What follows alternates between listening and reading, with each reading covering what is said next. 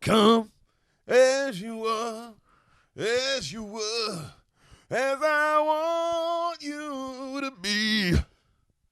What up, Kurt? Why do you keep saying that? Samantha, I'm not blonde. Samantha looks like Kurt Cobain to me today. That's what she looked like. Because there's a sweater? No, you look like a baby drowning in a pool. What's up, Beaners? Bean Gang, Bean Mafia, we back. We motherfucking back on this beautiful Monday. Happy Monday, guys. Happy Monday. Happy Monday, Sam. Happy Monday, Deric. We're not filming this on a Monday, but that's when they see it. So I guess that's when it really exists, technically, Okay, right? so this moment in time, we're actually living in Monday. Isn't that weird? Weird. Even though to us, it's Thursday or Friday. It's Friday. But it feels like we're living in the Monday, you know? How you doing right now, Sam Jam? How's your mouth? It's better. It keeps getting better. Beans took care of that. The beans, you guys, you're out there. You're helping. You're the best. God, they're good. They're good folks. They are good folks. They're good beans. Good beans, man. Jumping bean stalks. That's what I call them because they're growing. Because they're growing. Get that? The kind of beans you want in your chili. Okay. Yeah. Yeah. Mm-hmm. I don't even like beans in my chili, but I'd fucking have all of you in my chili. Like good old baked beans. I like baked beans with hot dogs. I don't like baked beans. I don't like beans. You're not a fan. I know. It's weird that that's the podcast, and I don't even fucking eat them at all. I don't like the way they taste. Yeah. Well, at least he'll never eat you guys. Isn't that something to cherish? Ladies, you don't have to worry about me. Right, Sam? That's right. Because I don't do that. I don't do that. That's how Brody would tell a girl he's not eating her out. I don't do that. I don't do that. Could you imagine hearing that? If you asked to if you kind of opened your legs up for a guy to do that, and he was like, I don't do that. Oh, like she just opened her legs up. But see, that's not asking necessarily to eat you out. That could be indicating a lot of things. Well, I guess if she's kind of pushing on your head. Oh, well, the push on the head is a very clear message. To both sides. On any side. If you're pushing the head, we all know what you want. Nobody's pushing on the head, so you can go push their head down, and then they go down there, and then they make an omelet. Like nobody's ever like, oh, I pushed your head down not so you could eat me out, but just so you could make some steaks for dinner tonight. Yeah. It's a clear cut sign. The head push down it's maybe like the worst thing that has ever existed in a sexual encounter. You don't like besides the head rape. Like the head push down is wow. Besides rape. Yeah, it's rape and then pushing your head down and then child pedophilia. Yeah. But the pushing their head down thing is way more of a disgrace and upsetting. You don't like when people touch your head, boo? No, don't touch my head. Let me do it. Yeah, if you want something, ask for it. Don't push me to do it. That seems like so childish. Well, it's really just a power thing, huh? And somebody's eating you, and you're touching their head. That's why I've always fantasized about hooking up with a bald woman or man, whoever, but just a bald shaved head. And you could just rub it like a yeah. Doesn't that seem kind of hot to you? A crystal ball. If I was bald, if I was completely shaven, would you like that? I wish you would cut your hair.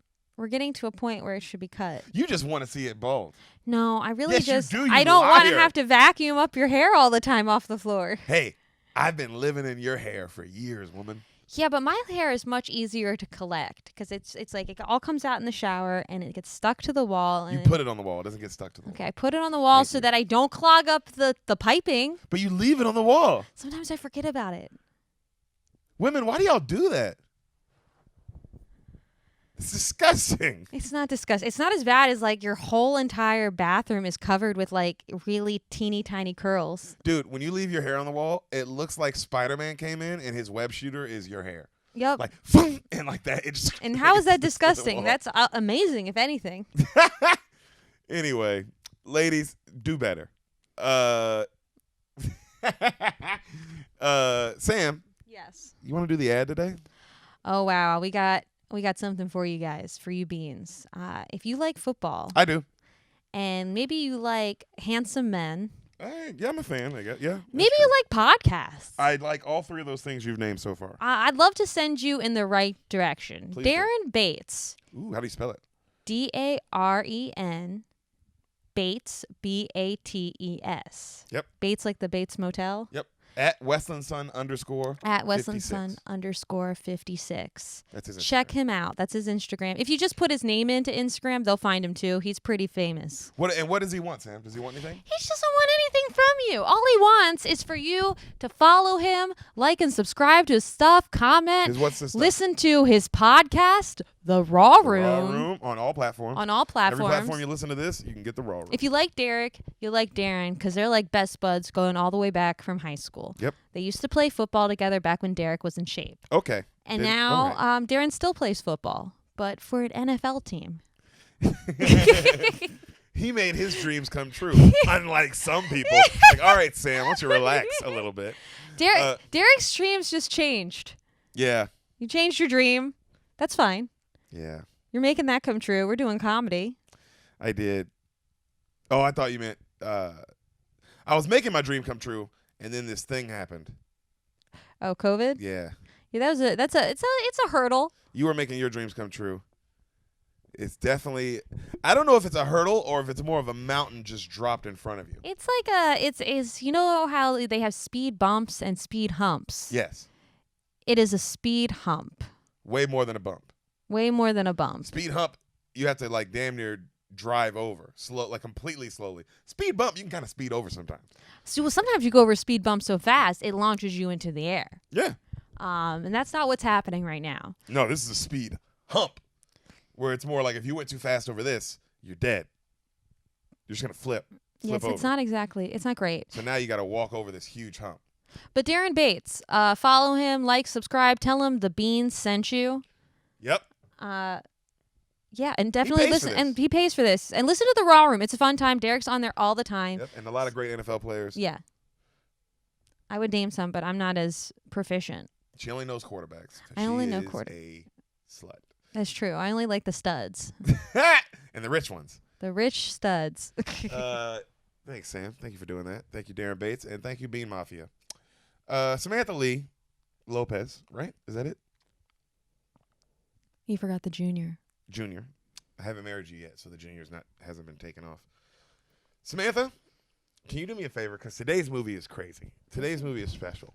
It really is. And also, oh yeah, if you want to see me again today, if you're watching this and you're like, man, you end this episode, you want more of me, later tonight you can catch me on Fighter and the Kid. Ooh. All right, the one that drops today. Special. On Monday, you'll see your boy on that. Go check it out. Show your boy some love. Show Chappelle and Brendan and Malik, that son of a bitch. Show them all some love. Show them some love. And that's where you can find me later today. But for now, for why you're here, because you're not here to see three black guys and some ambiguous-looking big guy goof off. That's not what you came here for. You came here to see a certain young lady who hasn't seen a movie have it told to her. That's why you're here. I'm a blank slate. That's why I'm here. As Taylor Swift would say, a blank space. Samantha, you weren't ready for that, were I you? wasn't ready for you to drop the Taylor Swift lyrics. That was pretty good. Can you do me a favor? Can you tell me what happens in the movie that is fucking crazy? It's so good, but it's fucking crazy. No Country for Old Men.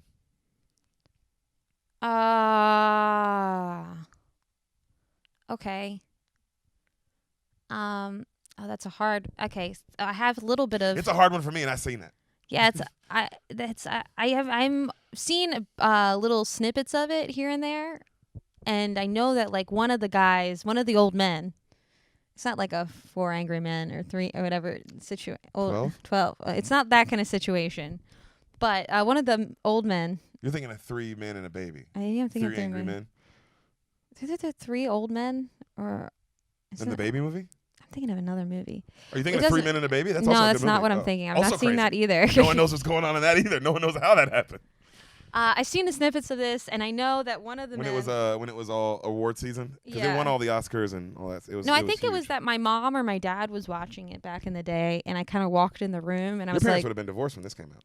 Okay, well, one of the other, probably my mom was watching it, and I walked in the room, and I was like, this is not for me, and I walked back out, like one of those situations, because the guy, it was that guy with the black hair, and he kind of has like, it's like, looks like he's wearing a hat all day, and then he just took it off. He had like just killed a bunch of people, and I was like, this is not for me, and I walked out. So I'm from that little bit that I've seen. What do you think the movie's about? I think it's about an old man who's going around killing people. And then there's a bunch of other old men that are trying to save everyone because they want there to be a country for these old men. And wow, I like how in your head you're like, well, the title has to mean something. I don't. The title has to mean something. Well, also, I have no clue what this movie is about. I just know that he killed a bunch of people. It felt like it was like with a stapler gun or something like really creative. So I'm going to guess it's about the serial killer. He's killing people. There's probably a guy with a mustache who's like the sheriff and trying to take him down, but he's always one step ahead. Not the sheriff, but the killer, you know. Killers are always one step ahead, for one. If they're good. Well, yeah, but also they should be. They know what they're doing. They're the ones doing the killing. Yeah, killers are the receivers. That's why it's harder to be a cornerback.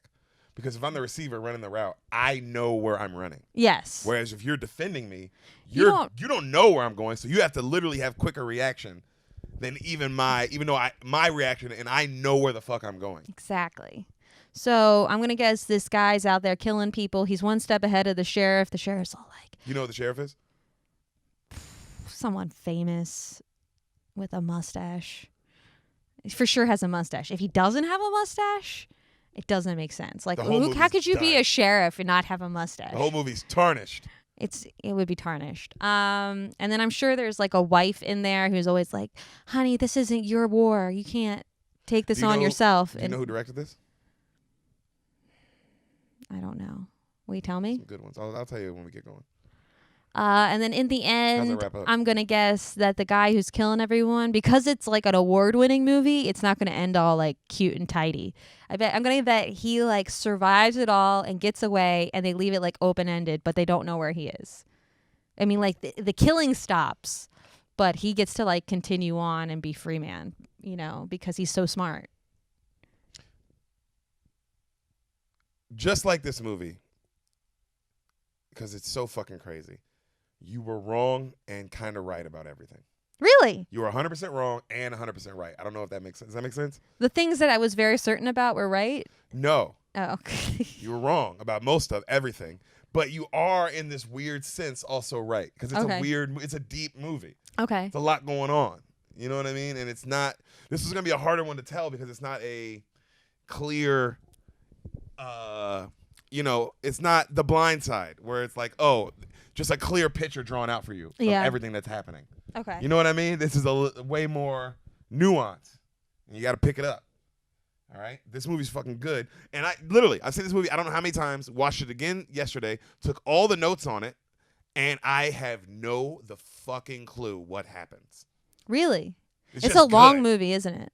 2 hours, around the money. Okay, because it seemed like it took you a long time to watch it. It's a lot. It's hard to write down. Okay. Because, like I said, it's hard to write down. A movie that's easy to write down is, like I said, The Blind Side or a fucking Terminator. Training Day. Because it's like, yo, we're going from here and then we're going here.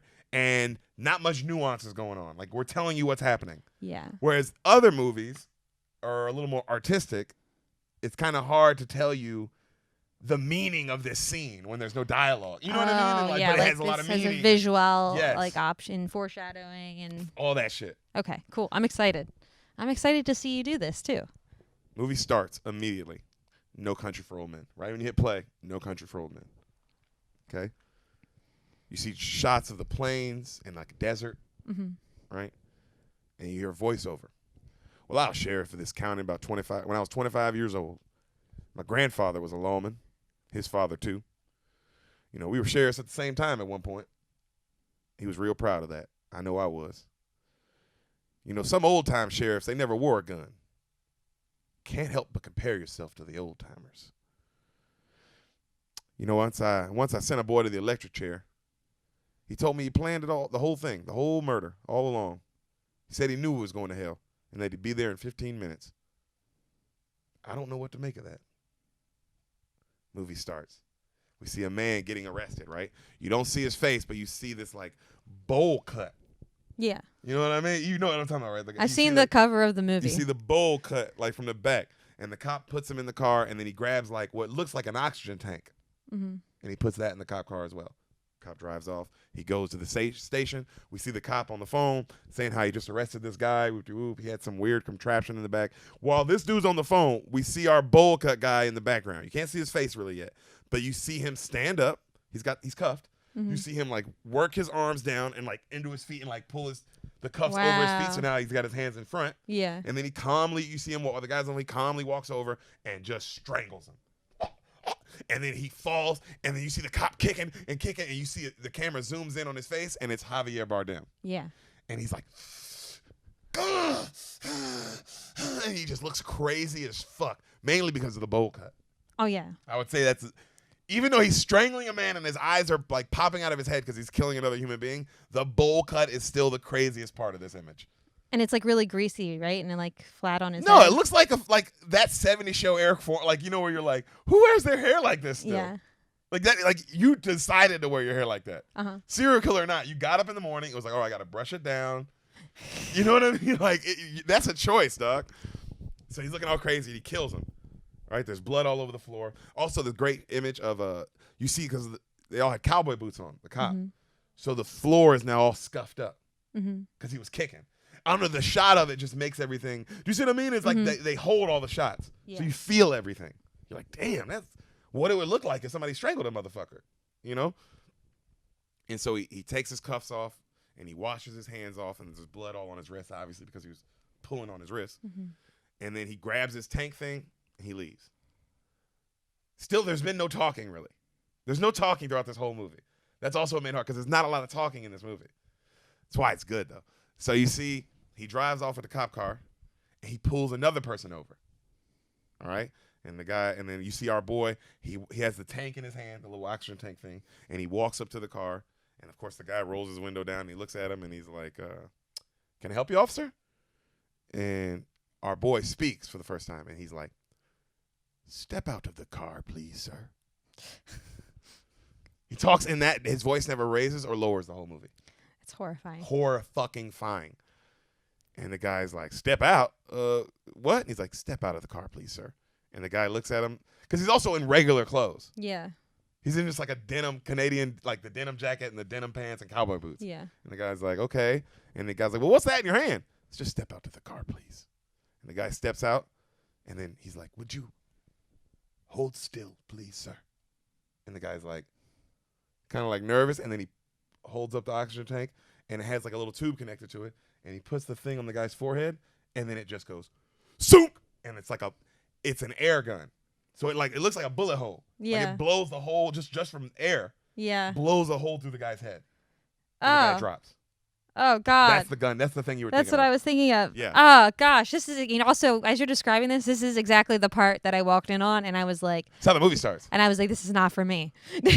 You'd have liked it because it's really artistic. You think it's like going to be that kind of movie? Yeah. It's not. Mm-hmm. It's not at all.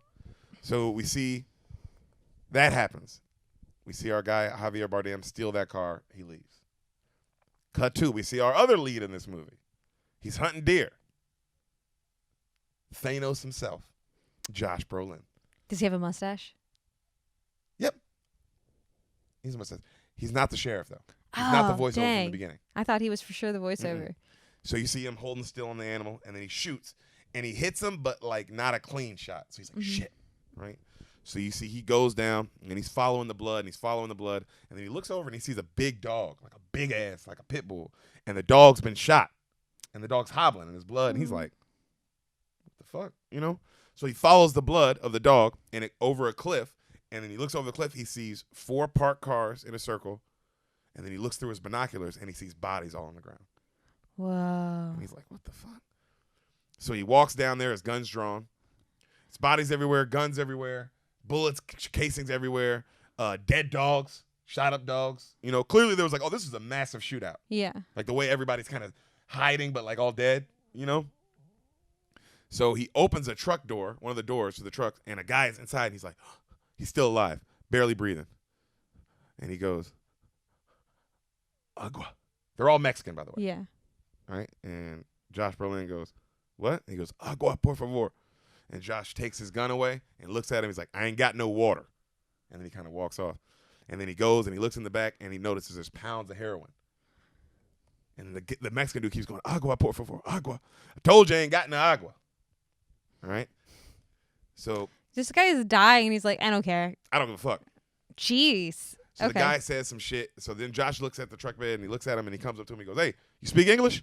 Where's the last guy? It must have been the last man standing out of all this. Where'd he go? And the guy says some shit in Spanish and kind of passes out, right? So you see Josh looking around. And he's just kind of muttering to himself. And then he says, whoever made it out of here stopped somewhere nearby. probably shade. And then you see him start walking a certain direction, and he finds a bunch of trees. Mm-hmm. And he puts out his binoculars, and sure enough, there's a Mexican dude sitting under the trees. Yeah. So you see him stop, and he just sits down, and he just watches him for a while. Like, just waits for a while. Gosh, he's a real hunter. Mm-hmm. Because you got to be sure, like, man, I don't want to just walk up on shit. Yeah. So he walks, and then he finally goes up on it and on the guy, and the guy is dead. Okay. Okay? He has a big briefcase and a gun. Brolin grabs both. He opens the case. Money. Full of money. Always. Whole thing full of money. He looks at it, and he just goes, yep. Mm-hmm. Closes it. So there's no talk. There's not a lot of talking in this. Mm-hmm. That's why I like it, because it's just like, damn, that is how you would react. If you were by yourself, Mm-hmm. you would just be like, yep. Mm-hmm. And he's kind of thinking, and he grabs it and he walks off, right?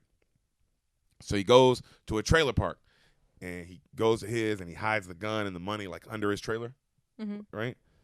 And then he goes in, and his wife sees him, and she goes, you see his wife, and you don't recognize her. She's an actress, but you wouldn't recognize her from a lot of stuff. But she has a thick accent. They're in Texas. Yeah. Accent. And she was like, what's in that satchel? And then he's like, oh, just a satchel full of money. And she's like, that'll be the day. Right?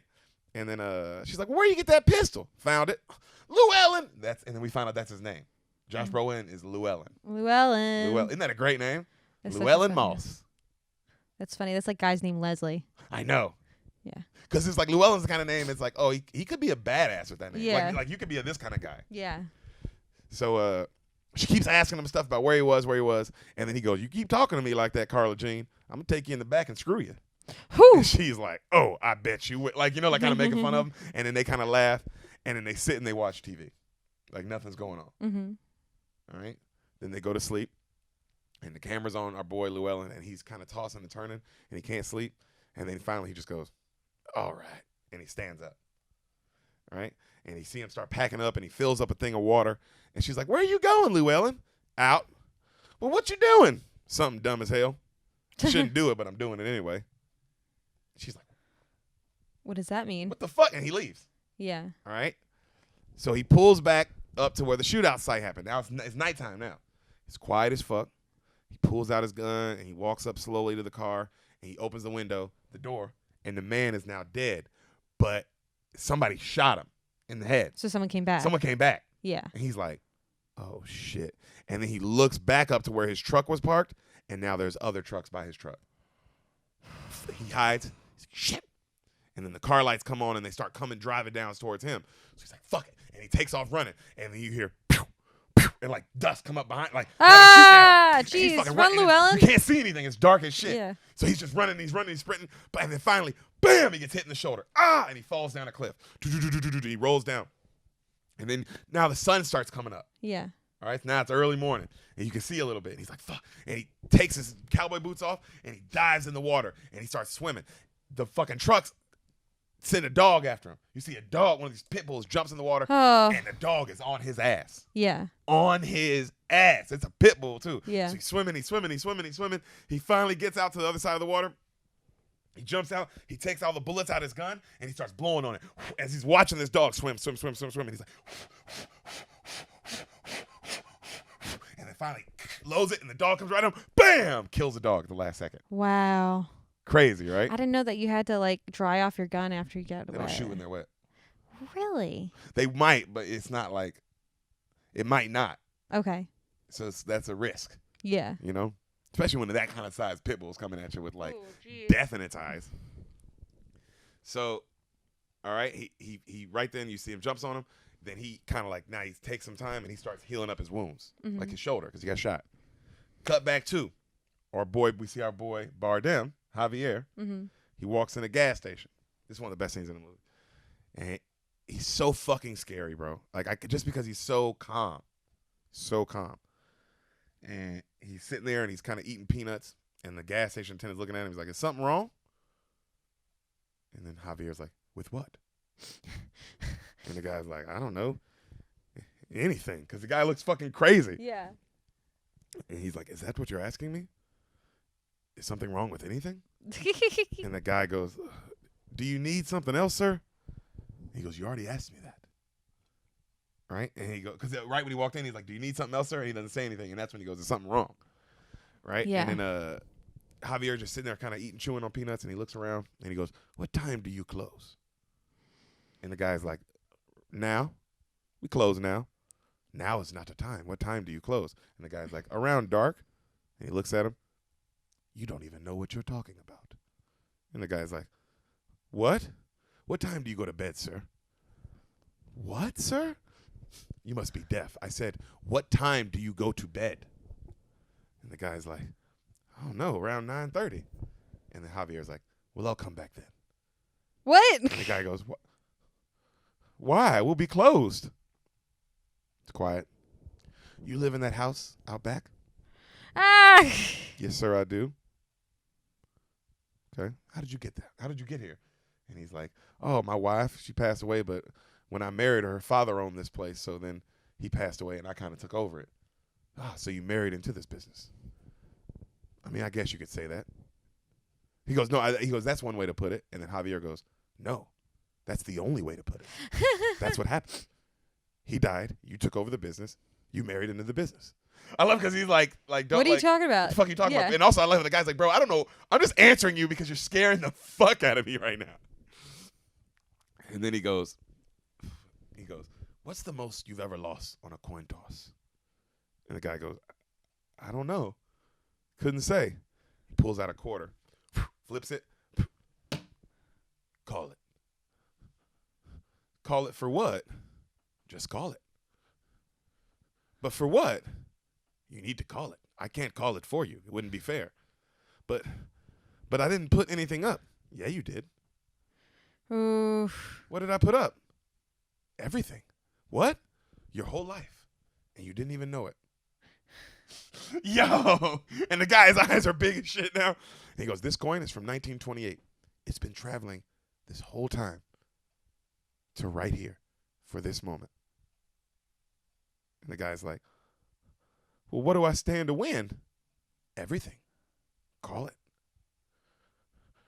"All right. Heads then." "It's heads." He goes, "Well done." And the guy goes, and you see Javier Bardem turn to leave, and the guy grabs the quarter and like goes to put it in his pocket, and he goes, "Don't put it in your pocket. That's your lucky quarter. If it gets in your pocket, it gets mixed around with the others, and then it's just a coin." "Which it is." And then he walks out, and the guy's like, Yo, this guy is so scary. "Yo, is that not the most dope conversation ever?" This is a scary movie. Also to say "call it," and you're like, "What?" And then, well, I would have been fine until he said "everything." I couldn't handle that. That That's was too much pressure. now you know, like, oh shit, this nigga's gonna kill me. Yeah. Oh my gosh. This coin's been traveling for this moment. Like, this sounds very final, you know? Yeah. So right then, our boy Llewellyn comes home. Okay, and he tells his wife what's going on.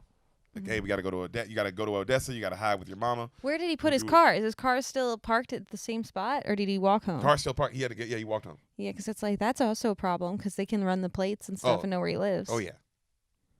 So he goes. That's why he said, "Hey, we gotta get out of here. Yeah. We're gonna go to your mom's, and you're gonna go to your mom's in Odessa." And she's like, "Why?" He's like, "Someone's looking. Someone's coming here for this $2 million in this briefcase." And then she's like, "You see?" She's like, "What?" Yeah, like I thought you were joking. Yeah. And he goes, "Anything you want, anything you want to leave, you got to leave it here. You'll never see it again. So pack up." And she's like, "Llewellyn." And he looks at her and he goes, "Things happen, baby. I can't take them back." They start packing. You see what I'm saying? There's not much talking. It's just like, what? What is happening? Is this what people in Texas are just like? I guess. This is just everyday life in Odessa. Oh, jeez. Okay. So you see Bardem and these two other white men pull up back to the shootout site. It's dark. And they get all the info off Josh's truck. Yeah. All right. And you see the two men, right? The two men tell him that they made a tracker for the money. So there's a tracker inside the money. Oh, no. Okay. And then Bardem goes, "Okay, may I use your flashlight?" And the guy goes, "Oh, sure." He hands him his flashlight. And then Bardem points it at him. And then just goes, bam, bam, kills both of the two guys. With his air gun? No, with a real gun. With a real gun. But now those two dudes are dead. How's that? Can I ask you a quick question? What? Do you have to, for the air gun, does it have to be on the skin, or can you point it at someone from far away? No, you have to be right up on them. It wouldn't Okay. go far. Okay, I was like, I don't understand how that works. Probably like the power of it would only go maybe this far. Okay. Does that make sense? Yeah. But it's enough power to kill anything. Okay. Because it's going to put a hole in your head that big. All right. So, he kills both of them. We see the next morning the narrator talking to his wife. The narrator's voice. Okay. Mr. Tommy Lee Jones. Okay. Surprised you didn't guess what I was saying, because who else would be the sheriff? It could have been anyone. It could have been what's his face? Who's in A Star Is Born, the brother. Oh yeah, he's the sheriff a lot too. He's normally the sheriff. Yeah, it could have been either one of those. Good point. But it's Tommy Lee. Okay. And he's talking to his wife, and they clearly love each other. They're kind of like going back and forth. And then, does he have a mustache? I think so, or he might not. Okay. Tommy Lee, I think his face is a mustache. His face is a mustache. He doesn't need a mustache when you live and breathe mustache. You just have that mustache, that big mustache energy. Big mustache energy is what Tommy Lee Jones brings. So, another cop, they find. So him and another cop go out to the site, and they go out and they find the car Javier Bardem stole in the beginning of the movie. Mm-hmm. Not the cop car, but the secondary car. It's on fire. Mm-hmm. And they know they have a killer on the loose swapping cars because they're like tracking up all the dead bodies. Yeah. And it's like all leading up to whoever this guy is. All right. So they get on horses and they ride their horses down. They're on horses? Yeah, they get on horses. Cool. And they ride down to where the shootout site happened. And they notice Tommy Lee looks over and he goes, I know that truck. That's Llewellyn's truck. And then the guy's like, oh, Llewellyn Moss? It's like, yeah. I'm like, huh? And they're like, you think he'd be wrapped up in all this? And the sheriff's like, I don't think so, but hell, you don't know. Yeah. You know? So they go over to the crime scene and they notice there's no money and 2 more dead bodies are here that are more fresh than the other bodies. Than the other bodies. So they're like, oh, this is some real shit. And then the young cop goes, man, this is a real mess, Sheriff. And Tommy Lee Jones goes, well, if it ain't, it'll do till the mess gets here, that's for sure. Ooh. So we see Javier Bardem, right? Mm-hmm. And he uses the little air tank he puts it on like the lock. So what he does is he puts it on the lock of the door and then it boom and it shoots the lock. Yeah. Like it shoots the lock, like it makes a dent in the wall, how hard it shoots the lock into the wall.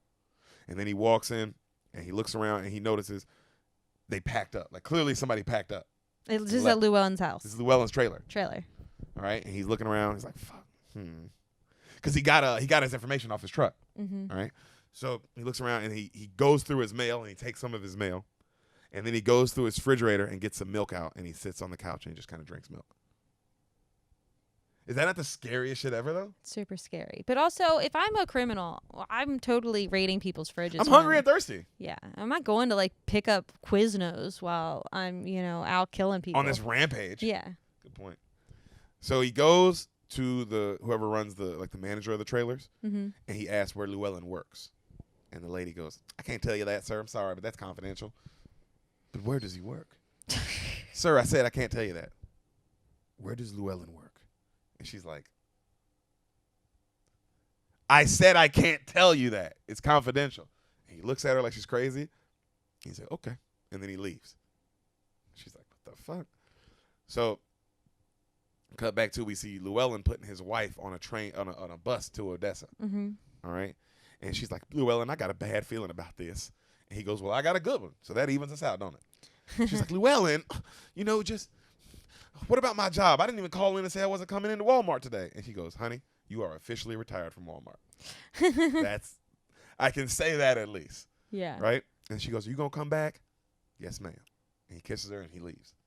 And she heads off to Odessa. So the cops, they get to Llewellyn's place, the sheriff, Tommy Lee Jones and the other guy. And they notice someone broke into it. Right? And then they notice, someone clearly packed up and left town. And they look at the milk on the table and it's still sweating. And they're like, damn, we just missed him. That's sketchy. And then they go, you think Moss knows who's hunting him? And then Tommy Lee Jones is like, well, he ought to. Like, this is getting serious. Yeah. So you see Llewellyn, he gets a hotel. He takes some cash out for himself. And then he ties a rope around the briefcase. And he puts the briefcase in a vent. Like, pushes it all the way down deep into the vent, like in the hotel room, and to the side. Yeah. So you can't even see it if you looked in the vent. Uh-huh. All right. You see Javier going through Llewellyn's mail, gets his phone bill and list of phone records of who he's called. Oh, no. He's going to find the mom's Calls address. the mom. Yeah. She's like, hello, who's this? Hi, I'm looking for Llewellyn. Oh, Llewellyn ain't here. Do you know where he is? Hell, I don't know where he is. Who is this? He just hangs up. All right. So you see Llewellyn He goes out to a store, gets some supplies. Then he comes back to his hotel room. When he comes back to his hotel room, he sees a truck outside his room. Oh, it's like a motel kind of situation. So they're all parked outside. They're all parked outside, and he's like, hey, he tells the cab driver, hey, keep going to another hotel. And the cab driver's like, hey, man, I ain't trying to get mixed up in whatever, whatever, I forget what word he says, whatever jackpot, like whatever jackpot you got going here. And he goes, brother, you're already in it, so keep driving. Like, if you stop now, you don't know what's going to happen. Yeah. So just go. I'm telling you, keep fucking going. Ooh, boy. All right? So he takes him to another hotel. The next morning, we see the sheriff talking to his guy, and they get the lab reports about the murder on the highway, and they find out it wasn't a bullet. And they go, what do you mean it wasn't a bullet? And shit, Tommy Lee Jones like, that don't make no sense. And then they start thinking about it. They're just confused as shit. And you see them thinking about, like, the fuck? There's a bullet hole in the guy's head. Yeah. All right? So the next morning, that same morning, you see Llewellyn. He goes to the gun store. He gets a 12-gauge shotgun, and he gets a gigantic tent, right? And he's like, he needs the tent poles. He asks if they sell tent poles, and they say no, but you can get this big tent. And he's like, fine, give me the big tent. So he goes back to his hotel room, saws off the shotgun to make it a sawed-off, okay? And then he goes back to, like, he goes back to the new hotel room he got, gets his gun ready, gets the tent poles ready. Then he goes back to the hotel room where the truck was at, all right? And he gets another room. And, of course, the lady's like, what do you mean another room? Do you want to get rid of your old room? He's like, no, keep that room. I want another room next to it. And she's like, okay. All right? Right then you see Javier driving. He's got the tracker on next to him. And as he's driving, the tracker goes, boop, boop, boop, boop, boop, boop. And he looks over, and it starts beeping as he's passing this motel. So he turns his car back around. Oh, so it wasn't his truck that's outside the motel. What the? No. Who else is there? Okay, sorry. This is a big shootout. We don't know who else was involved. Okay. So, and then also, remember who was shooting at? We don't know who was shooting at Who? Josh Brolin when he was jumping into the water that time. Oh, yeah, you're right. It could have been someone else. Yeah, I never said it was him. Jeez, this is so stressful. So, you see the tracker's beeping and beeping. And then he pulls into the motel, and he's driving by all the rooms. And then when he drives by one room, the tracker starts beeping like crazy. And he's like, okay. So he drives past it, right? And then he goes to the front desk, and he gets a room for himself, and he kind of looks at a map of all the rooms. So you see Llewellyn in his room tying all the tent poles together. He's trying to get the thing out from the other room. The other side. You see our boy Javier taking his shoes off, takes his cowboy boots off, and he cuts off his tracker, leaves it in his room. So he pulls out a shotgun with this huge silencer on it, and he has his tank, and you see him walk over towards the door. All right? And then he goes to the door where the tracker was beeping the loudest. And then you see Llewellyn in the other room using the tent poles to try to grab the briefcase from the other side. As he does this, Javier hears something inside the room, and then he busts in. He uses the airlock on the door, opens the door. There's Mexicans inside. Okay. He kills them. Boom, kills one. How many? 3. Goes to the bathroom. Boom, kills another. He looks in the bathroom, and there's a guy standing in the shower, like hiding with his hands up. And he's like, please, no, please. Javier walks up on him. Oh, gosh. Just grabs the shower curtain and closes it, and then kills him. So the blood won't come on him. Oh, that's strategic. It's actually strategic, you know? But if you're the other guy, that's so scary. Oh, my gosh. All right? So as he sits on the bed calmly, he sits and he looks around. He takes his socks off, and he throws them. And then he looks up at the vent. He walks up to it. He unscrews it, opens it. It's empty. But there was clearly something dragged across of it. You know what I mean? Or pushed. Like you like see he saw the mark. the dust. And he's like, Cut to, we see Llewellyn in another cab with the money going somewhere else. Way to go, Llewellyn. He gets out of that. So, next day, we see a man enter an office building. A Mr. Woody Harrelson. What? He's in this movie? Didn't come in until halfway either. What? This is crazy. So Woody Harrelson walks in, and he goes, as he's walking, you hear another guy ask a question. You know Anton Chigurh on site? Anton Chigurh is the name of Javier Bardem. You don't know his name till this long. That's why I like a movie like this, where it's like, damn. So he's talking to. Remember the dude from Dodgeball, and he's in Barry. He's the guy in Barry. He's Barry's like guy who was setting up all the murders for him. Oh yeah. That guy. And he's in Dodgeball. He's like the weird guy. Yes, I know exactly what you're talking about. So he's the guy on the other side of the desk talking to Woody Harrelson. Like he's the one who hired him. Okay. All right. Was he like a private eye or something? Yep. Okay. And he's telling him about Anton Chigurh, and they talk about him. And he goes, his real name's Chigurh, and Woody apparently knows everything about him. He's been on the hunt for this guy for forever. Okay. And the guy goes, what's your opinion on him? You know, how dangerous is he? And Woody Harrelson goes, well, I mean, how dangerous is he? Compared to what? Like the bubonic plague? He's a psycho killer. But we can stop that. And the guy's like, you seem real sure of yourself. And then he goes, well, and he starts listing all the people he killed so far. It's a bounty hunter. Yeah. Okay. And and one of the people he killed so far, remember the lady I said he got into it with at the trailer? Yeah. Llewellyn? I mean, because he was asking about where Llewellyn works and she wouldn't say. Oh, yeah. She's dead. So a lot of the deaths you don't see, but like they list everybody that he killed so far, and she was one of them too. Oh, wow. So they don't even. I like that they don't show it, but you find out like, damn, he killed that bitch. So how do we know her name? Who? The lady. Like, if he's saying the names off, do we see it like on a placard when he was talking to her? Or? No, we don't know her name. I'm saying like he said the lady who killed runs the lady who ran the trailer park killed her. Okay. He like lists every single person he's killed in this like 2-day window. Okay, I it's see. crazy. Yeah, that's a lot of people. It's a lot of people. He be killing. So you cut to, you see Llewellyn. He gets to a new hotel, and he tips the guy downstairs extra, and he goes, hey, any swinging dick check in this hotel room tonight, you call me and let me know. Mm-hmm. And I mean any swinging dick. And he gives the guy a bunch of money, and the guy's like, oh, you got it. You got it, yeah. So he's trying to sleep that night, and just like earlier in the movie, he's rolling over and he can't. And then he just goes, ain't no way. And then he gets up and he raises up and he checks the briefcase and he starts going through it, all the money, and he finds a tracker. Of course.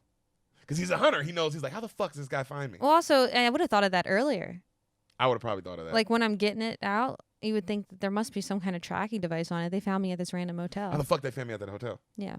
So he gets the tracker out and he looks at it and it's flashing. It's just flashing a little red light.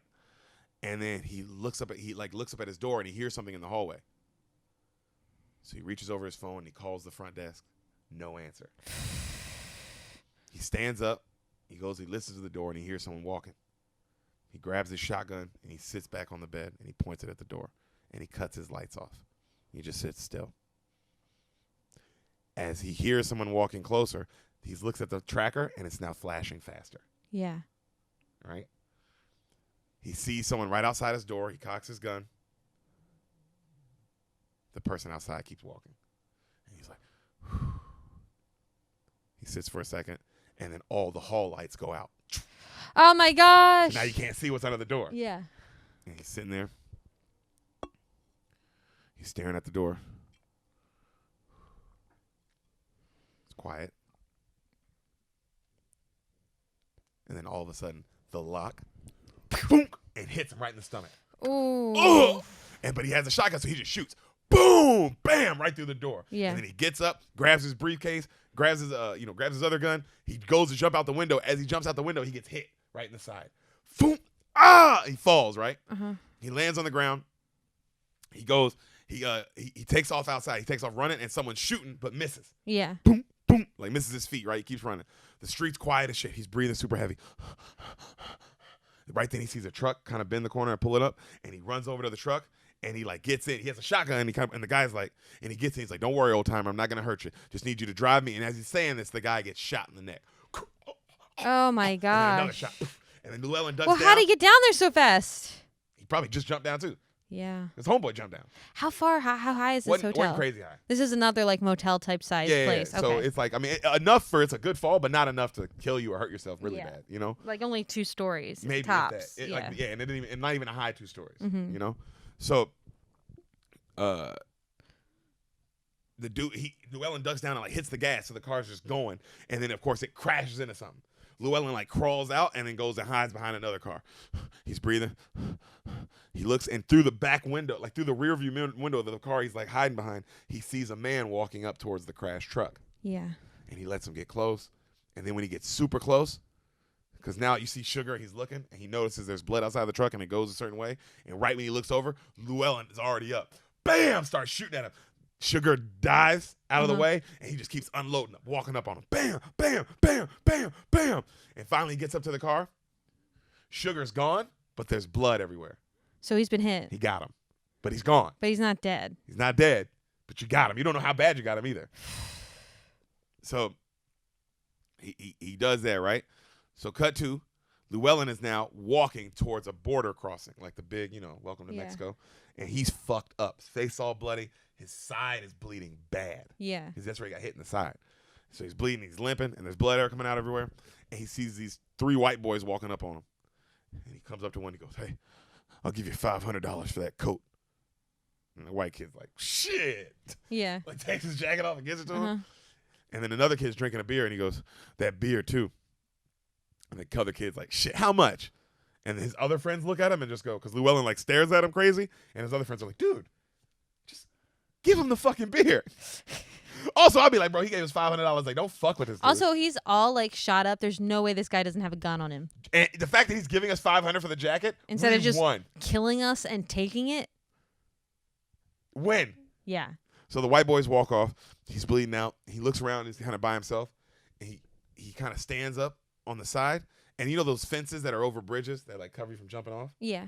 He takes the briefcase and he throws it over. And it lands under the bridge in like brush. Okay? And then he passes out.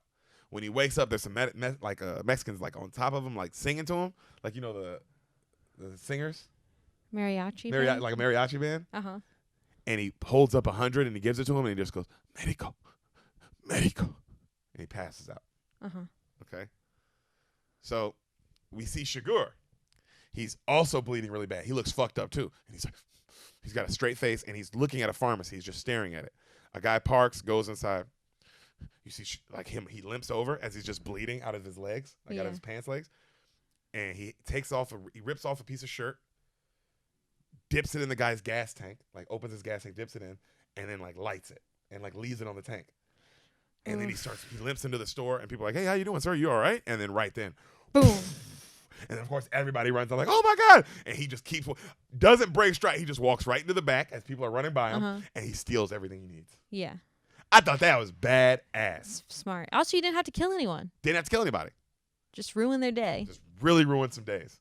So he steals everything he can and he goes to a hotel and he's in so much pain. He lays out like a huge plastic thing and he lays on it. And then he cuts his pants off, takes his boots off, and his leg is fucked up. Yeah. He got hit in the leg straight up with the shotgun. So he cleans up his wound. He gives himself like a shot. And then you see him sitting naked on the toilet. And I swear, this is how crazy. You see all of him? No, just like he's sitting like this. But he's butt naked. Yeah. So he's covering up his junk. He's sitting naked. And this is the wounded leg as he's just picking out the bullet casings. Wow. Dude is fucking crazy. That's crazy. Crazy. But I guess if you're killing people like that, you got to be able to pick out your own bullets. Yeah, you'd have to know how to take care of yourself. You can't go to the hospital. Definitely not.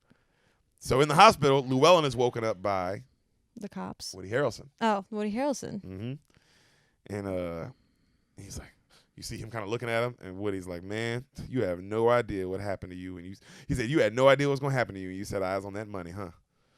And Llewellyn's just staring at him. He's like, don't worry. I'm not the one after you. And Llewellyn goes, I know. I saw him. Oh, you saw him? And you're not dead? Yeah, I'm not dead. What is this guy? Like the ultimate badass or something? And Woody Harrelson's like, well, I wouldn't say that. His name's Chigurh. Anton Chigurh. And he tells him he's a psycho killer. And then Llewellyn's like, yeah, well, he won't find me again. And Woody Harrelson's like, I did. Took me 3 hours, but I found you. And then Llewellyn doesn't say anything. And he's like, what do you do? What do you do for a living? I'm retired. I'm a welder. Okay. But were you in Nam? Yeah, I was there. Woody Harrelson's like, so was I.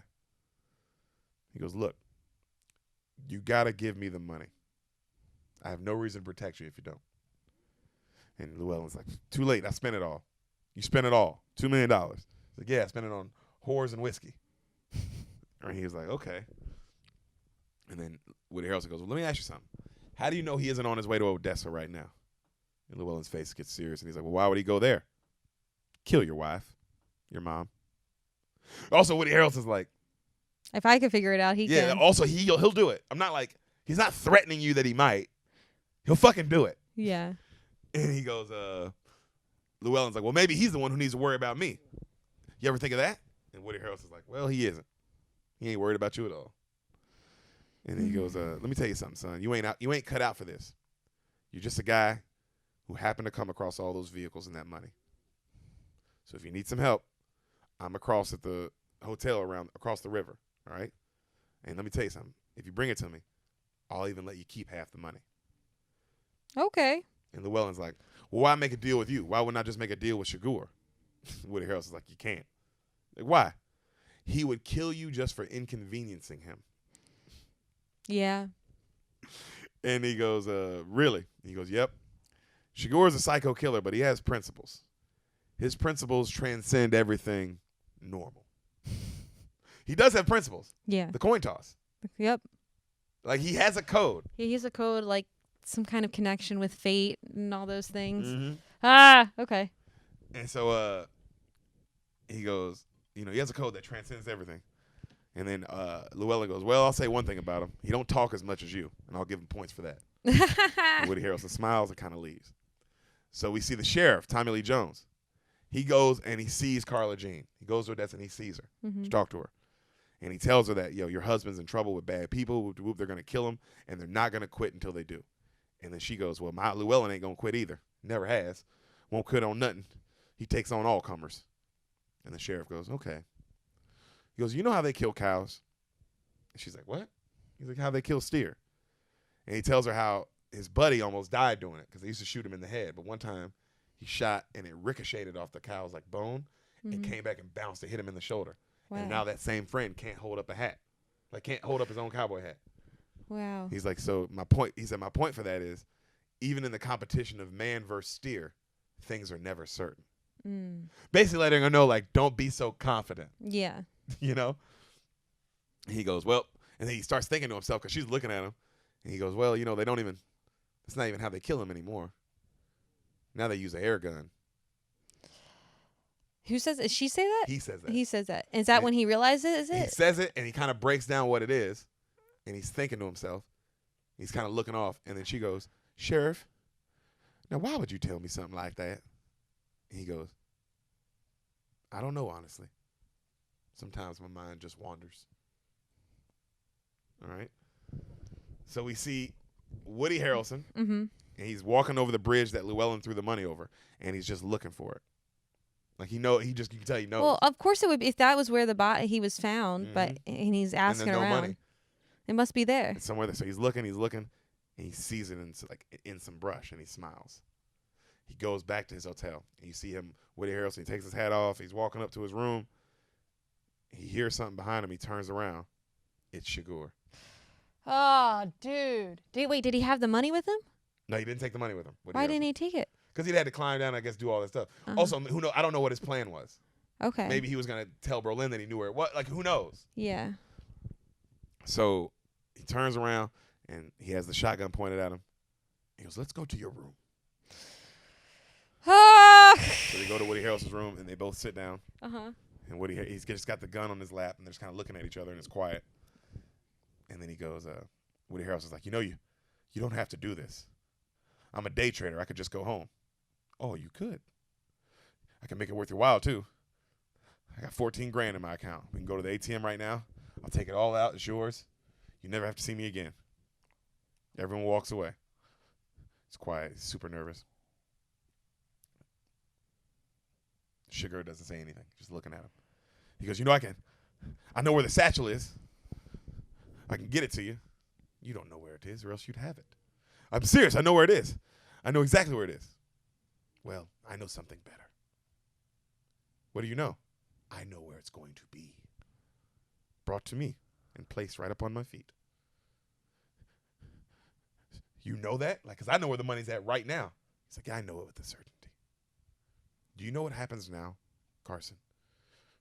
Carson's like, you go to hell, man.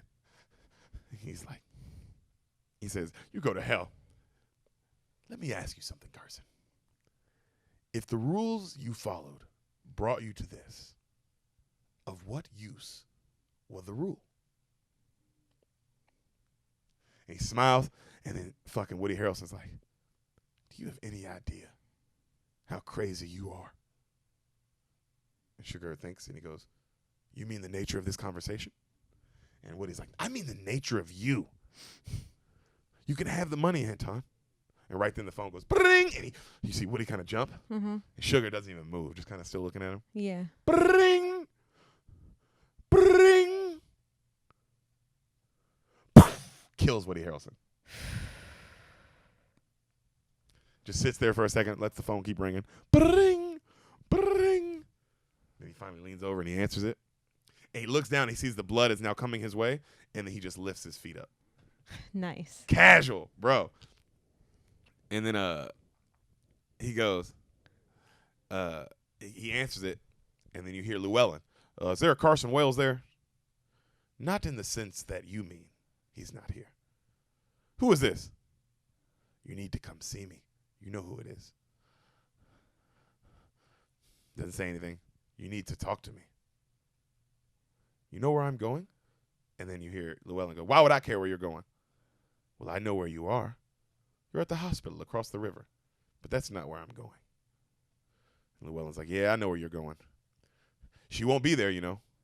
Doesn't make any difference. So what you going up there for? You know how this turns out, don't you? Nope. I think you do. It's quiet. He goes, this is what I offer. Bring me the money, and I let her go. Otherwise, she is just as accountable as you are. Now, you can't save yourself, but this is the best deal I can offer you. Yo. On some man on fire shit. This is crazy. And then he goes, you know what? Llewellyn gets all pissed. He's like, you know what? I think I just decided right now to make you a little special project of mine. You won't have to look for me at all. I'll find you. Boom! He hangs up, and he's all pissed. And he slams the phone on the thing. Cut to. You see the sheriff, Tommy Lee Jones, he's reading the paper. And he says out loud to his boy how in the paper there's this couple in California, and they rent to old people. And what they would do is they'd kill them and cash their Social Security checks. What? Mm-hmm. Actually, that's not a bad idea. Not bad. He goes, but the weird thing is they torture him first. Oh. He goes, no one ever noticed. No one ever noticed until a man ran naked across the street with a dog collar. The neighbors saw that. That's what it took to bring to attention. Not them digging all those graves in their backyard, but that.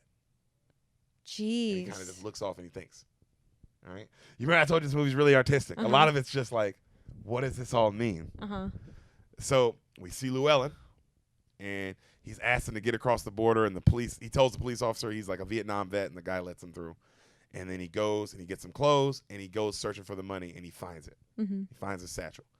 He calls his the mama, and his wife's there, and she says, hey, the sheriff came by today. Are you hurt? And she goes, I know you're hurt. I can hear it in your voice. He's like, I'm fine. And he says, hey, I want you to meet me at this hotel. I'm going to give you the money. You're going to get on a plane. Like, you'll go somewhere private, somewhere like where no one knows where you're at. And after I find this guy and deal with him, I'll come to you. Oh, Llewellyn, right? Cut to, we see Chigurh bust into the office where the dude from Barry is. You know, the one who hired Woody Harrelson? Yeah. And just shoots him right in the neck. And the guy's like, oh.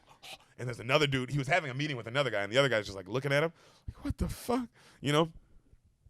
And then the other guy goes, who are you? And then Chigurh looks at him and goes, who are you? Nobody. I'm just an accountant. He's quiet. He stares at him. He goes, are you going to shoot me? And then Chigurh goes, that depends. Do you see me? Scene ends. I was like, yo, that is scary. Because, of course, the answer is no, but that doesn't mean anything. Because he might be saying, like rhetorically, like, am I going to kill you? What, do you see me? Because I think you do. So I think you know the answer to this question. Like, I don't know how he meant that. Oh, gosh. So you see Carla Jean's in the car with her mother. And the mom is so pissed about, like, why are we moving this place to that place? I can't even be in my own house. What kind of shit is this? You know what I mean? Just going off. Right then, they stop to get out the car, and these Mexican men are following them in suits. And one of them comes up to the mom, and he starts helping her because the Carla Jean goes to make a phone call. And so this guy comes up, and he helps the mom, and he asks where they're going, and the mom just tells her. Gosh. Okay. So she's on the phone with the sheriff. She goes, Sheriff, can you give me your word? if I tell you where Llewellyn's headed, will you go talk to him? You and no one else? And he goes, I will. She goes, he would never ask for help, but I think he's in real trouble. Carla, I will not harm your man, but he needs help, whether he knows it or not. Mm-hmm. Okay, she tells him. The hotel, right? So we see Chigurh. He's like, his car looks like it's broke down on the side of the road. Okay, and he's just sitting there. And then you see a guy pull over to help him. Yeah. And he gets out, hey, partner, you having some trouble? Yes. Like, oh, let me grab my cables. And he grabs the cables. Like, here, just hook those up to yours. And he hooks the cables up to his car. And then he goes, right then Chigurh goes, what airport would you use if you were flying? He goes, well, it depends. You talking about a strip or an airport? An airport, the closest one. Well, that's El Paso. That's definitely what I'd use. Mm-hmm. Okay. And he goes, you haven't put the clamps on your side of the car yet. And Chigurh is still just looking at him. Those chickens in the back of your truck. Can I remove those crates? And the guy's like, what? Cut to, you see him cleaning out the back of the truck and like removing all the crates. Yeah. So you don't see what happened. We know what happened. Well, you know what happened. So Llewellyn is now at the hotel waiting for his wife. And he's talking to this woman laying out like by the pool in the hotel. And they're flirting. No, not serious, but she's flirting with him, so he's kind of just being nice back flirting. And then she's like, oh, why don't you come on this side of the pool and have a beer with me? And he's like, no, I can't do that because I know what beer leads to. And they both kind of laugh and smile, and it fades to black. The camera fades back in. We see the sheriff rolling up on the hotel, and he hears gunshots. And he's like, what the fuck? And then you see a truck full of Mexicans fly out and drive away. Okay? So the sheriff comes up, and he hears women screaming, and he looks, and he sees a dead body in the pool. A white man. Looks like Llewellyn. Okay? And he looks, and then he sees another Mexican guy crawling out of a room, and then he goes in the room, and there's dead guys all in the hotel room, like dead Mexicans. All right? Fades to black. Night falls. There's cops everywhere now. You see Carla Jean roll up. She gets out the car, and she's looking around, and the sheriff walks up to her, Tommy Lee Jones, and he just takes his hat off. And she goes, no! No! Cut to the hospital. Llewellyn's dead on the gurney. We don't even see how he dies. What? I know. They just killed him They like just that? kill him like that. You don't even see it. Okay. Well, how are we going to drive the story forward without the main character? It's a crazy fucking movie, isn't it? This is a crazy movie. So, sheriff, he's talking to this other old sheriff, right? And they go and they sit down and they get like dinner. And they talk about how the money's gone from the room. There was no money left in the room. They couldn't find it. And they talk about how, man, it's all money and drugs now. And how crazy it all is, like being sheriffs during this time. And then Tommy Lee's like, yeah, it's all signs and wonders. And they start talking about Chigurh and how he's this crazy lunatic. And the other guy's like, I don't know, he seems like a ghost. I mean, and then the other dude's like, no, he's real, all right. All the people he killed in these last couple of days. The other sheriff's like, who would do all this? The way he's killed these people, and how do you even defend something like this? And Tommy Lee Jones is just like, I don't know. So later that night, the sheriff pulls back up to the crime scene where Llewellyn died. He's got the police tape all everywhere. He walks up on the door and notices the lock has been blown out. And he's like, on the other side of the door, you see Chigurh sitting there with the shotgun and the silencer on it. Right? Yeah. And he's just staring at the door. Tommy Lee pulls his gun out and pushes the door open. No one inside. He walks around. He looks in the bathroom. The bathroom window's open. There's no one there. Well, it's not open, but like it could be opened. Yeah. Like, you know what I mean? And there's no one in the hotel room now. He's like, he looks down at, like, notices a vent where the money would be, and it's open. And the only thing that's on the ground is a little, like a dime. And that's the same dime you've seen our boy use at the other hotel, Chigurh, to open the vent and noticing the smarts. Yeah. So you know, like, oh, shit, he came back and he found the money. Like, he knew where he would hide it in the vent, you know? So he's just looking at it, right? So sheriff goes to another guy's house the next day, and it's this guy in a wheelchair. And the guy has, like, 1 million cats everywhere, and the place is filled. Just disgusting, right? Disgusting place. And the guy looks old and crazy. His hair is all crazy. And they're talking about all his cats. And the guy goes, I got a letter from your wife, Sheriff. Told me you're quitting. And he's like, Sheriff's like, yeah. He goes, hey, you know that man that you shot? The man that shot you? You know he died in prison recently. And the guy in the wheelchair's like, yeah, I know. And Tommy Lee's like, what would you have done if he got released? And the old guy thinks for a second. He's like, nothing. Wouldn't be no point to it. You know, all the time you spend getting back at what was took from you is all the more time that goes out the door. So you quitting? And Sheriff's like, I just feel overmatched. You know, I always felt when I got older, God would come into my life somehow and tell me everything I need to know. And he didn't. And honestly, I don't blame him. The wheelchair guy talks about he had an Uncle Max who was killed for no reason on his doorstep one day. Just opened his front door, guy shot him right through the lung. And that was that, as they say. And the sheriff's like, when did he die? And the old guy's like, 1909. And he goes, no. Was it right away or was it in the night? And the guy's like, it was in the night. They buried him the next morning. And the sheriff's kind of sitting there and he's looking. And the guy in the wheelchair goes, what you got and what you're dealing with ain't new, Sheriff. This country's hard on people. You can't stop what's coming. You can't. Cut 2, we see Carla Jean burying her mother. Jeez. Burying her mother. She gets home. She's getting her funeral clothes still. And she just sits in her house and she looks up and the window's open. What? She's like, She goes to her bedroom. Who's waiting for her? Antonio. Why is he there? And she's like, they're staring at each other. And she goes, I knew this wasn't done with. You know I don't have the money. I buried my mother today, and that ain't even paid for. And then he goes, this is so scary. Chigurh goes, I wouldn't worry about it. Is that not everything you need to hear? That's so horrible. Like, I don't have to worry about it, right? And so she sits down. She's like, I need to sit down. And they're staring at each other. And it's quiet. She goes, you know, you got no cause to hurt me. And Chigurh goes, no, but I gave my word. Your word to your husband? That don't make no sense. You gave your word to kill me? Yes. He had the opportunity to save you, except he used it to save himself. Not like that. Not like how you say. It's quiet for again. It's quiet. They're staring at each other. You know, you don't have to do this. People always say the same thing. What do they say? They always say that. You don't have to do this. But you don't. I'm like, well, yeah. That's why they're saying that. We all have the same feeling every time you show up.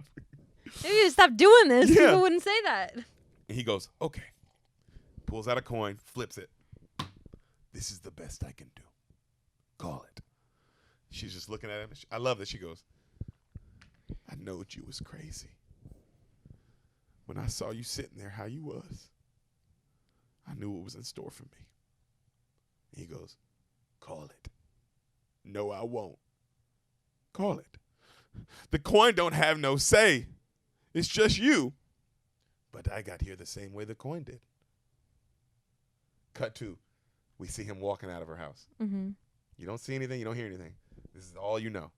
Is he looks at his boots and checks them to make sure nothing's on the bottom. And then he walks off.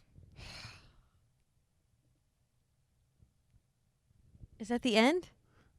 So he walks off. And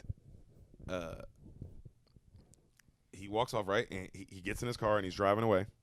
And he looks in his rear view and he sees some kids on a bike like playing behind him. Mm-hmm. And as he's looking, he looks back and he gets just like our boy Gary Bertier in the Titans. Boom! T-boned. Out of nowhere. Boom! Right?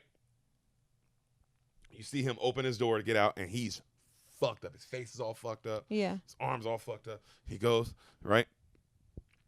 And he walks to the curb and he sits down and he pulls his shirt up and his bone is completely sticking out. Oh, gross. The whole bone. Ah, dude. So the kids roll up on him and they're like, Mister, you got a bone sticking out of your arm.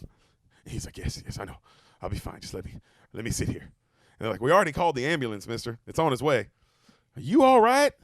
I mean, you got a fucking bone sticking out of your arm, dude. And he's like, what you take for the shirt? Hell, mister, I'll just give you my shirt. And he takes it off. And he's like, here, help me. Tie this for me. And he helps him, like the kid helped him tie it up like a sling for his broken arm. And then he gives him 100. He's like, I can't take that. Take this. Just, you didn't see me. I was already gone. And you see him walking off, right? As you hear sirens getting closer and closer. And the kids are looking at each other like, what the fuck? Fades to black. We see the sheriff. He's sitting down and having breakfast with his wife. And he's looking out the window. He's like, maybe I'll go riding today. What you think? She's like, that sounds nice. You want to join me? And she's like, I ain't retired. And he's like, he laughs. And she goes, well, how you sleep tonight, honey? He goes, I don't know. I had dreams. She said, anything interesting? He's like, well, I had 2. Father was in both. First one I don't remember too well. It was about something, meeting him in town and getting some money, but I lost it. The second one, though, we were both in older times.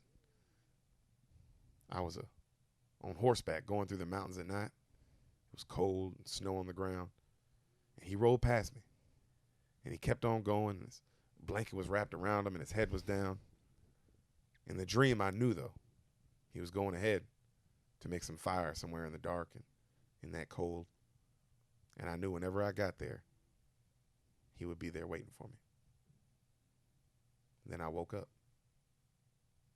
No Country for Old Men. No music, just the credits. No sound, just the credits. Yo, No Country for Old Men, Sam, just the credits rolling. And that's it. That's all you get. That's all you get. What? That's how the movie ends. No sequel, no setup. No. What? That is how it ends. I don't understand. I know. Fucking. Oh, my God. The Coen brothers. That's who did this. Oh, Jesus. Those fuck faces. What a whirlwind of pain and sadness. How you feel, boo? I feel sad. Yeah? What happened to the guy that T-boned him? Like, was he dead in his car? Maybe. Like, there's all these unanswered questions. What I like about the movie, and this is something, if you look up into the movie. So, did you notice how there's all these murders in the first half of the movie? Yeah. And in the second half of the movie, you don't see anyone die. You're right. Interesting. Is there a reason for that? I don't know. It's just, in that interest, that's crazy. You know what I don't like is people doing stuff that's weird and we just call it artistic. It has to have a meaning if it's going to be artistic. You can't just do something and be like, oh, this is artistic and it's different. If I can't figure it out, I should be able to look it up online and there'd be like, oh, this is the meaning of why this happened. I mean, there is everybody has their own, because I like this movie because it's one of those movies where it's like you fill in the blanks on your own terms. Mm-hmm. This is what I think this movie's about. Right? And you tell me what you think. What I think this movie's about, the idea of No Country for Old Men and the significance of Tommy Lee Jones' character is, I'm too old for this. Like, I'm too old for I'm a sheriff. I'm too old for this shit. I'm a sheriff, and you know how the movie starts with him talking about what sheriffs used to be like back in the day and all that. And then the whole movie, he's trying to hunt down this serial killer, and he's just like, this isn't for me. Mm-hmm. Like, I'm meant to be a sheriff in the times where a guy murdered a guy because he wanted his land, or or some shit, and then we arrest him, and that's that. This is a whole other level. Or like when he was talking about when he was reading the paper. But I don't think that's what it said at all, because then he talks to the guy who's in the wheelchair, and the guy in the wheelchair is like, it's always been this way. It's always been this way. And I think with the real, if we're looking at it from that perspective, let's look at it from that perspective.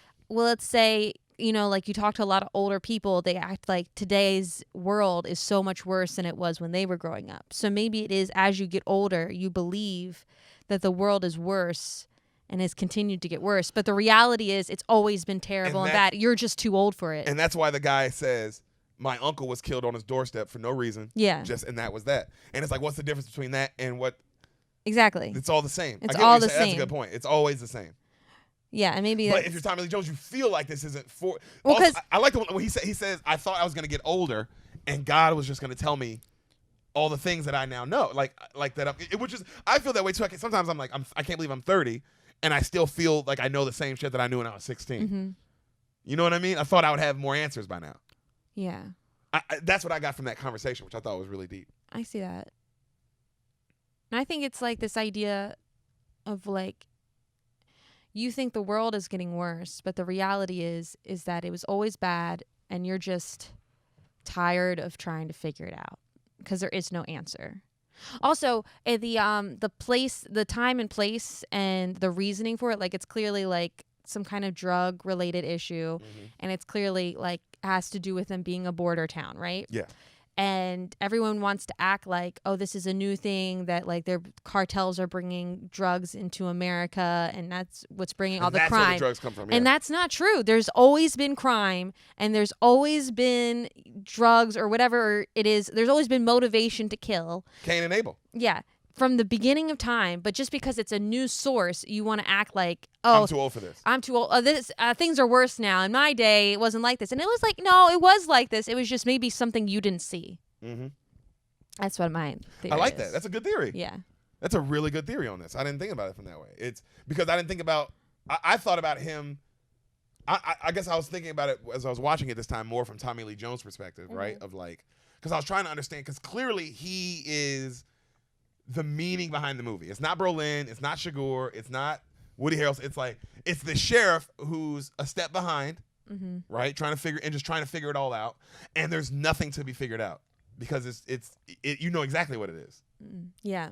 And also the idea of this homicidal maniac and his personal rules or like life choices, they don't really make sense, but they do. And then it's like, well, that's kind of like a metaphor for life in itself. It's like you think that there's rules to life, and there are some rules. But these other people, if another person like this Chigurh has his own set of rules, and that's what he says to Woody Harrelson. He's like, you lived your life by your rules, and it led you right here. So what were the rules for? Yeah. But like he's a metaphor for how life is. Like take out him being a person. He is how life treats people. Like you live your life by a certain set of rules, but life is still gonna come and death is gonna knock on your doorstep either way. Or just bad things. Yeah. Or like I guess like how the guy who stops to help him on the side of the road. So maybe it's all just like, there is no reason. There is no reason, because what's the difference between that man who helps him on the side of the road and the guy he lets live in the gas station because of the coin toss? Yeah. There's no rhyme or reason why he kills one and doesn't kill the other. Because he doesn't have to kill one and he doesn't not have to kill him either. Like, it's just this, like, it's life. And there's no rhyme and reason to life. There's no reason why some people die of a heart attack in their sleep and some people get shot randomly. Or some people die of cancer. Some kids die of cancer. Someone falls off a cliff while they're hiking, you know. And lives. And other people die from, like, some weird car accident. Like, you're like, there's no greater reason that you're like, well, once I uncover this, all will be explained. And I guess that's what that line means, when he's like, I thought I'd be older and I'd know more and God would tell me more. Yeah. And then you get older and you realize, oh, this is just what it is. Yeah. Brilliant movie. What do you think? I mean, I don't like death, so it didn't comfort me at all. But I am amused by it. I'm glad I heard it. I want to watch it, too, for Josh Brolin. I like him. Oh, he's great in it. I mean, Chigurh steals the movie, obviously. Yeah. Because, I mean, that's why he won the Oscar. But Brolin is fucking fantastic. And this movie is so good. I like it because I remember the first time. It's one of the movies you never forget because you're watching it and you're so invested in Llewellyn and this story and what's going to happen with the money. And then it's not about that at all. Llewellyn dies. You don't even see it. And you had a great question. Like, well, where did they go with the story from here? And when you're watching the movie, that's your first thought of like, well, now what the fuck? Yeah. You had me invested in this guy. Yeah. And I didn't even get to see him die. You don't see him. You never see him again. You see him face down in the pool, and then you see him on a gurney, like with the sheet over him. That's it. You don't see him. His last shot in the movie is when he like flirting with the girl and the camera fades to black. It's crazy. You know what else I thought? I thought of this too. As an actor, and you're reading this script, and you're Josh Brolin, you're probably like, hell yeah. Because how many movies do you get where there's no clear-cut answers like that? And it's like, even as the actor, you get to like be a part of the audience as well. And they're like, well, I'm interpreting this the way you know what I mean? Like, we're all just interpreting this. And the only people who have the answers, or at least whatever answers they have, are the Coen brothers. And it's not, I'm sure it's not like, that's the point. It's not like there is an answer. Yeah. So, I mean, if they told you why he was doing all this, would that make you feel any better about it all happening? No, because you know what's funny? If they told me, and these are the two people who wrote and directed the movie, they would have more insight to this movie, obviously, than any other people in the history of the world. I would still probably disagree and go, well, I think it's about this. And then they're the ones telling me, like, well, I mean, that's why we made it. Yeah. You can think what the fuck you want to think. Jeez. Oh, my gosh. I was completely right about my feeling when I first saw that scene, and I was like, "This movie's not for me." Though I think you like it in that it's a mind fuck. Yeah, I like that, but that's not the reason I watch movies. I would prefer this as a book, if that makes sense. It would be even more confusing. It would be even more confusing. A book ends, and you're like, there has to be more pages. There has to be more pages. It is more confusing, but with the book, like I could go back and reread all the little parts and underline all the things that I thought were significant, what the ending and this, meant. that, and the other. But with a movie, I'm not really looking. I don't want to think too hard during a movie. I mean, that's not why I watch movies. I mean, if you looked at the movies that I have seen, I know you're seeing only the movies that I haven't seen on this podcast. But if you look at the kind of movies I prefer to watch, you're like, yeah, I get that she just wants to have fun. Yeah. Well, I like that this movie. I mean, because you haven't seen There Will Be Blood either, right? And that's another Coen brother movie. That's like an Oscar, one of the big movies. Okay. I didn't like that one as much, but my point is just I like these kind of mindfuck movies because there's enough going on and there's enough action and there is a lot of meaning behind it. Whereas I don't like the Wes Anderson or whatever, that like some directors, that style of like, what did this all mean? This one I'm okay with because they give me a good base plate to go off of what I think the rest of it means. I don't feel like Wes Anderson's like this. What did this all mean? I feel like Wes Anderson's like someone made a movie, but it's scrapbooked. Or what's his name? Stanley Kubrick then. That guy. What does he mean? He's the one who made like The Shining and like all these things that have all these deeper meaning. You know what I mean? Yeah. Like I'm not. I mean, which I know it's dope directing. And I've never seen The Shining. I've never seen it, but I know that it's like what the fuck is this going on kind of thing. Just like this, like what the fuck is kind of going on thing. Mm-hmm. And that's cool. I love a mindfuck movie like that. But a more mindfuck movie to me is ending that didn't go the way I thought, like The Departed. That's a mindfuck, even because it doesn't end and you go, well, what was this all for? You know everything that happened. Yeah, I prefer that. It just didn't end like how you wanted it to. Yeah, it feels complete. Yeah, The Departed feels is a complete incomplete. Story. This is incomplete, but I guess this is also supposed to be incomplete, right? Well, I think we kind of came to the agreement that it's more of a metaphor for life. And sometimes life is cruel, and it doesn't make sense. Chigurh is not even a real person. He's almost just death, the idea of death. Also, the idea of life, like life and death, are two sides of the same coin. To think that they're two separate things is crazy. He does let people live in it. He lets people live, but it's arbitrary. He lets one person live. I mean, we don't know. He let those kids live at the end. He let the kids, we don't know if we don't know if he lets him live or not. There's plenty of people also he lets live that it's like we're just in his way that he could have killed, that he didn't talk to. He didn't kill Tommy Lee Jones. No. I didn't think about that either. But he killed fucking what's-his-name's wife. But I think it's because of what Woody Harrelson said. You inconvenienced him. Yeah. And that's punishable by death. Also, if you look at it like if he's a metaphor for life and death, normally when a husband or a wife dies, the spouse will die within like a month or two of them. Like it's very common to have spouses die close together just because it's like they've lost. Especially like the longer they've been together. The longer they've been together. I mean, obviously not at their age. They would that probably happen? But it did in this scenario. In this scenario, and obviously it's murder. But if we're looking at it as a metaphor, then it makes sense. It does. Man, it's a fucking mind fuck, dude.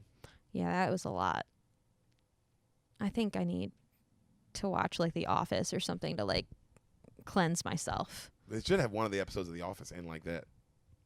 Oh my gosh. Or like, you know how the Michael Jackson Thriller video ends where everything's fine and it's just like, oh, it's just a dream, and then Michael looks back at the camera and he's got like the werewolf eyes. Yeah.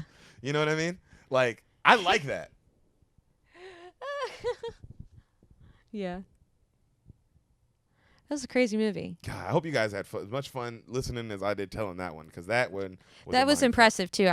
You got all the. I mean, I haven't seen the movie obviously, but it seems like you brought all the elements that I needed to know. Because it's hard to write like that, the notes for that, because it's like It's all visualization. It's all visual, and it's all like what you think happens. Yeah, and you have to think about like all the stuff that you cognitively like are actually paying attention to, but it's film. There's so many things that they could subconsciously be like filtering through that you're not even noticing, like watching, like the placement of where his car is parked, or little things that it's like, oh, these were all psychologically important, even if you're not noticing them per se. Yeah. I'm sure if I keep looking, there's probably something even with the coin flip that I'm missing. Yeah. Like that has a deeper significance, because they bring it back. But I guess it's also, I mean, it is like, man, what's one of the scariest ways to die? And it's like, oh, someone flipping a coin and telling you to call it before they say what it's for. Like, that's pretty scary. It's horrifying. It's very fucking scary. So, No Country for Old Men.